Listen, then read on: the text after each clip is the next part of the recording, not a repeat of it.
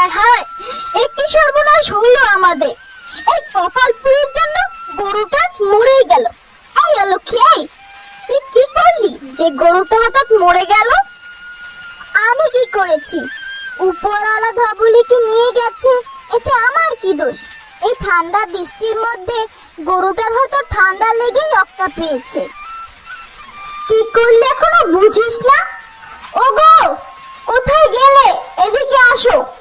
এই পোড়ামুখীকে এই বাড়িতে রাখলে আমি আর তোমার সংসারে থাকবো না। আমি আজই বাপের বাড়ি চলে যাব।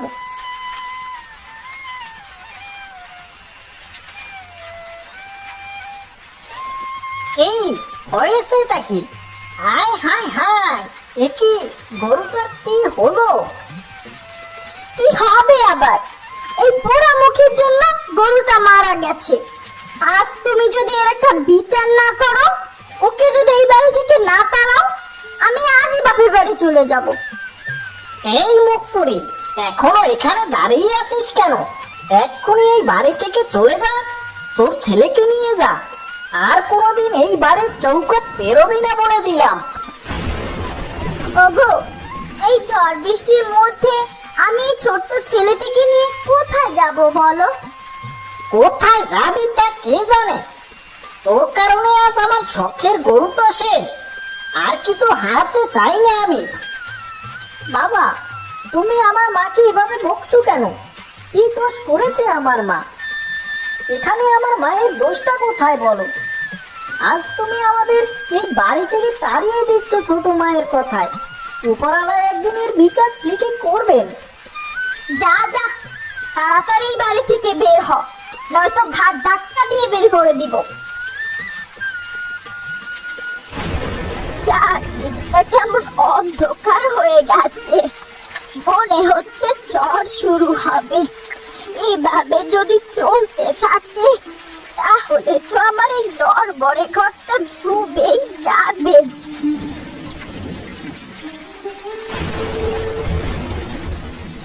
আয় হায় হায় হায়, একটি সর্বনাশ হলো আমার। ঘরটা যে আমার ভেঙে গেল। এখন কোথায় থাকবো আমি?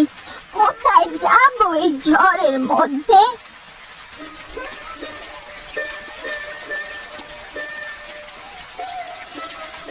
কি হয়েছে গো মাসিমা, এমন ভাবে কাঁদছো কেন? কাঁদছি কি আর সারবে? এই দুকুলে যে আমার আর কেউ নেই। থাকার মতো একটা ঘর ছিল, তাও বন্যায় ভেঙে গেল। এখন কোথায় যাব আমি? এমন করে কাঁদবে না দিদি ভাই। উপরওয়ালা আমাদের নিশ্চয়ই কোনো উপায় দিবেন। তা তোমরা এই বন্যা বাদলের দিনে বৃষ্টিতে ভিজে ভিজে কোথায় যাচ্ছ? আমাদের যে যাওয়ার কোনো জায়গা নেই মাসিমা। কোথায় যাব কোনো ঠিক নেই। যেভাবে পানি বাড়তেছে মনে হচ্ছে পানিতে ডুবেই মারা যাব। এত চিন্তা করো না তো, আমার একটা কলা গাছের ভেলা আছে। কিছুদিন ওটার উপরে বসে থাকলে ডুবে যাওয়ার ভয় নেই। মা, তাহলে চলো ওই বেলায় করে আমরা এই বন্যার সময়টা কাটিয়ে দেই। নয়তো আমরা কোথায় থাকবো? বন্যা শেষ হলে আবার চলে আসবো। তাছাড়া তো আমাদের আর কোনো উপায় নেই।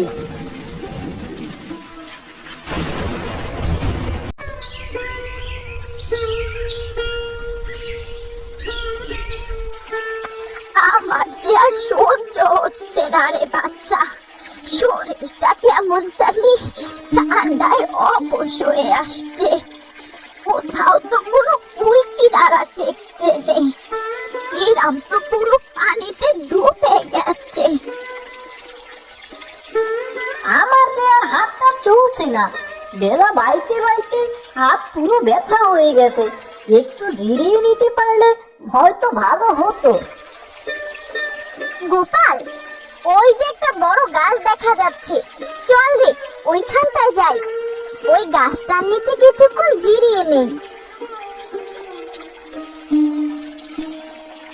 হ্যাঁ রে গোপাল, ওই গাছটার নিচে চল। গাছের নিচে থাকলে বৃষ্টিটাও একটু কম লাগবে গায়ে। গাছটা কি বড়? আমার ইচ্ছে করছে এই গাছটায় আমরা একটা ঘর বানিয়ে থাকি। কি বলছিস রে বোকা ছেলে? গাছের ডালে কি আর ঘর বানানো যায়? যাবে না কেন? এই গাছের ডালে আমরা শাপলা ফুল দিয়ে একটা দোতলা বাড়ি বানাবো। আমি শাপলা ফুল দিয়ে খুব ভালো বাড়ি বানাতে পারি। আহা হা হা, তাহলে তো আর কথাই নেই। আজই আমরা শাপলা ফুল দিয়ে বাড়িটা তৈরি করে ফেলবো। চারিপাশে তো অনেক শাপলা ফুল ফুটে আছে। শুধু শুধু সময় নষ্ট করে লাভ নেই। এই বন্যার ভিতরে কি আর শাপলা ফুলের ঘর টিকবে, যেখানে বড় বড় দালানি ভেঙে যাচ্ছে? তুই এত চিন্তা করিস রে বোকা মেয়ে। গাছের ডালে ঘর বানালে ঠিকই ঘরটা টিকবে, পানিতে ডুবে যাওয়ারও কোনো সম্ভাবনা থাকবে না। মা, তুমি এত কথা না বলে আমাদের সাথে একটু কাজ করবে চলো। দেখো, এমনিতেও তো কোথায় যাওয়ার মতো ঠাঁই নেই আমাদের। তাই এই চেষ্টাটা করেই দেখি, যদি গড়টা ভালো হয় তাহলে তো ভালোই।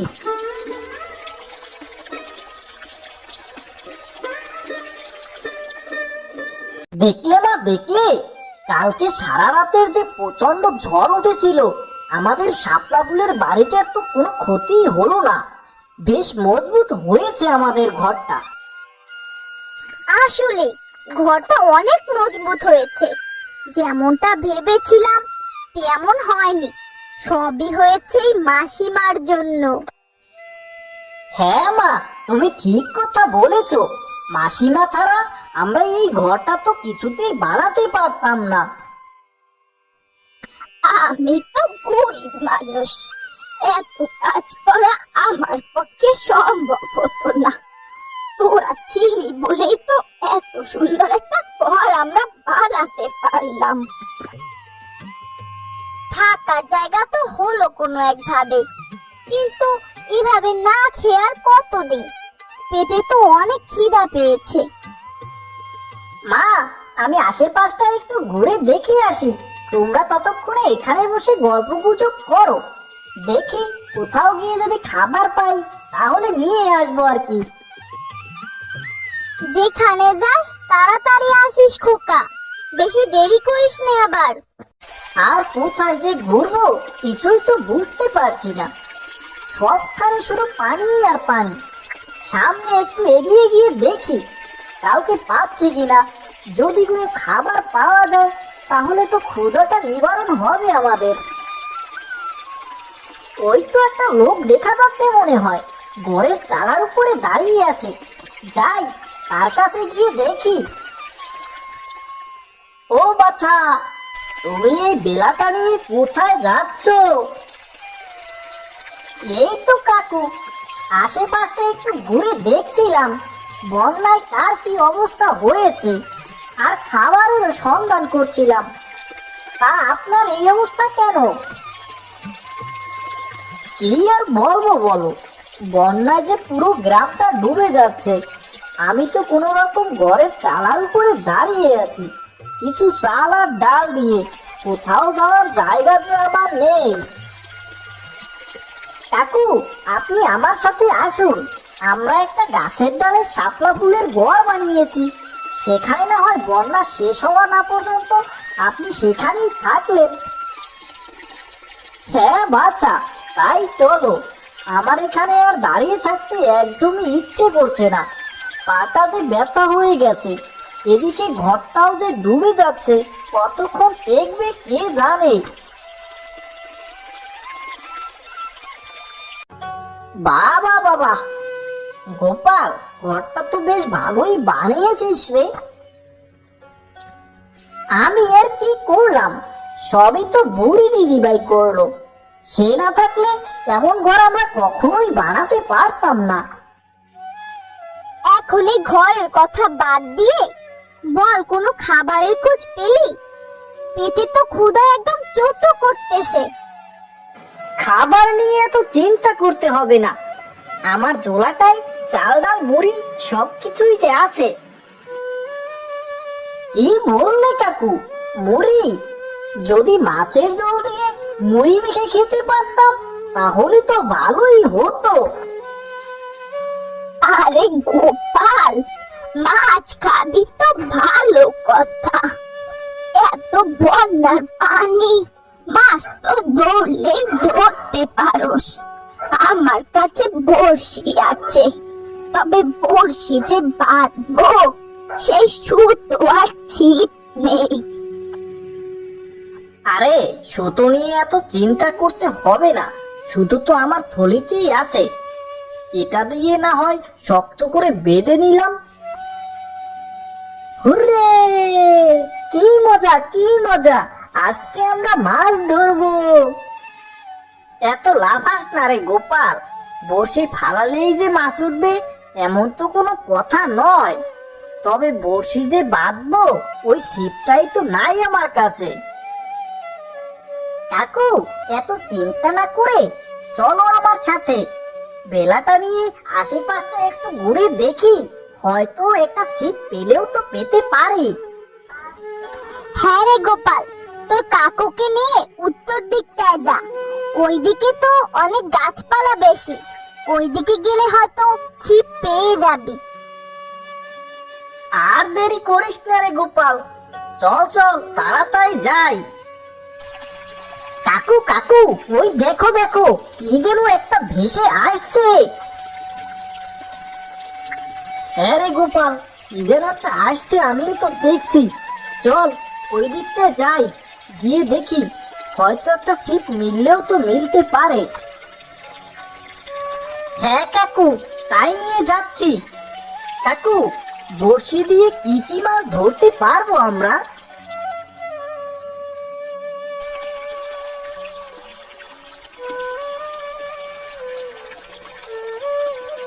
সে পরে বলবো রে, ছিপটা নিয়ে আগে ঘরে যাই, তারপরে বড়শিটা লাগিয়ে মাছ ধরতে আসবো। বাহ বাহ বাহ, ছিপটা বেশ মজবুত হয়েছে রে গোপাল, কোনো মাছই এই ছিপ ভাঙতে পারবে না। বড়শিটাও ভালোভাবে আটকে দিয়েছি। তাহলে আর দেরি কেন কাকু, এক্ষুনি চলুন মাছ ধরতে, আজকে বড় বড় মাছ নিয়ে আসবো আমরা। গোপাল, তুই কিছু ধানের খড় নিয়ে যা, তাহলে বড়শির আশেপাশে মাছ অনেক বেশি আসবে। আচ্ছা, তাহলে আমি তাই নিয়ে যাব, তুমি কোনো চিন্তা করো না বুড়িমা। গোপাল, বড়শি ফেলবার পর তুই একটু নিশ্চুপ থাকিস কেমন, কোনো কথা বলিস না আবার, তাহলে কিন্তু মাছ আর আসবে না। বাবা বাবা কাকু, কতগুলো মাছ পেয়েছি, এতগুলো মাছ, আহা, খেতে যে কি মজা হবে গো। খাবি রে গোপাল খাবি, এত কষ্ট করে মাছগুলো ধরেছি, তুই খাবি না তো কে খাবে? তাহলে তাড়াতাড়ি বাড়িতে চলো কাকু, আমার যে আর ধৈর্যে কুলোচ্ছে না। মাছের ঝোল দিয়ে মুড়ি মাখা, আহা, ভাবলেই জিভে জল চলে আসে। আর দেরি করিস না গোপাল, এক্ষুনি চল, আকাশে কেমন জানি ডাকছে, মনে হচ্ছে প্রচন্ড বৃষ্টি শুরু হবে। আর দেরি না করে তাড়াতাড়ি বাড়িতে যাই, নয়তো বৃষ্টির কবলে পড়বো আমরা। ওগো, ঘর বাড়ি তো তলিয়ে গেল, এখন কোথায় যাব আমরা? আমাদের ঘর বাড়ি তো সব পানিতে ভাসিয়ে নিয়ে গেল। এখন আমরা কি করব বলো, উপরওয়ালা আমাদের সব নিয়ে গেল, এখন আমরা রাস্তার ফকির হয়ে গেলাম। এখন কি করব? এইভাবে টিনের চালে দাঁড়িয়ে আর কতক্ষণ থাকবো? কিছুক্ষণ পর তো এটাও ডুবে যাবে। গিন্নি, তাহলে চলো কোথাও আমরা চলে যাই, আমাদের বেলাটায় করে কোথাও গেলে হয়তো কোথাও ঠাই মিললেও মিলতে তো পারে। হ্যাঁ হ্যাঁ, বরং তাই চলো, নয়তো আমরা যে ডুবে মরবো। মা মা, দেখো দেখো, কতগুলো মাছ নিয়ে এসেছি, এই মাছের ঝোল দিয়ে মুড়ি মাখিয়ে খাবো। মাছ তো ধরে নিয়ে আসলি রে গোপাল, কিন্তু এই মাছ কোথায় রান্না করব? উনুন তো নেই। সে নিয়ে তোকে ভাবতে হবে না, আমি উনুন তৈরি করে নেব। তোরা তোদের কাজটা কর, মাছগুলো তাড়াতাড়ি কেটে ফেল, ততক্ষণে আমি উনুনটা তৈরি করে ফেলি। গোপাল, তোর ইচ্ছেটা তো আজ পূরণ হলো। আজকে পেট পুরে মাছ খাস। তোকে খুশি দেখলে আমার যে কত ভালো লাগে। এখনো তো খেতে পারিনি কাকু, আগে রান্নাটা শেষ হোক, তারপর খাওয়া যাবে। ওগো, ওই তো একটা গাছ দেখা যাচ্ছে, গাছটার ডালে একটা বাড়িও তো দেখা যাচ্ছে। চলো ওখানে গিয়ে দেখি কি হয়।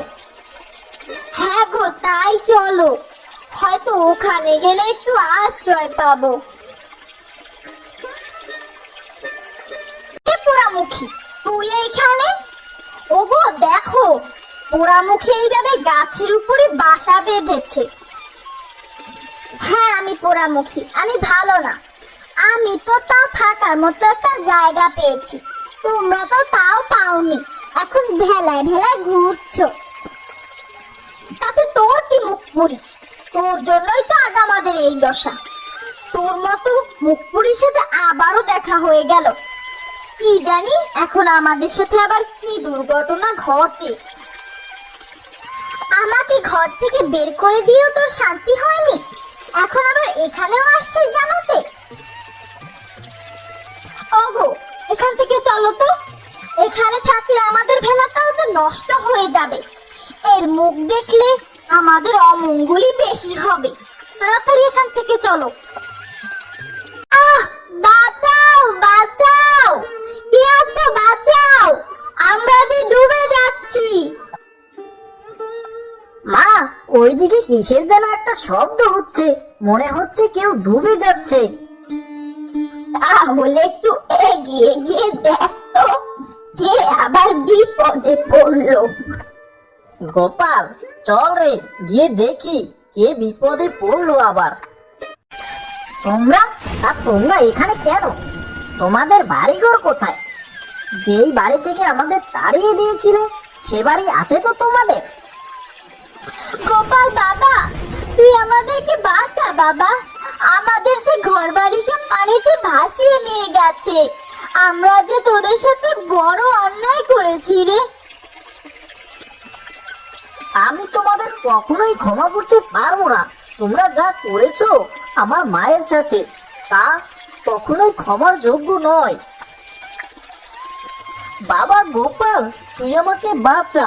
আমি কথা দিচ্ছি, তোর মায়ের সাথে যত অন্যায় করেছি তার ক্ষমা চেয়ে তারপর আমি আবার এই পানিতে ডুবে মারা যাব।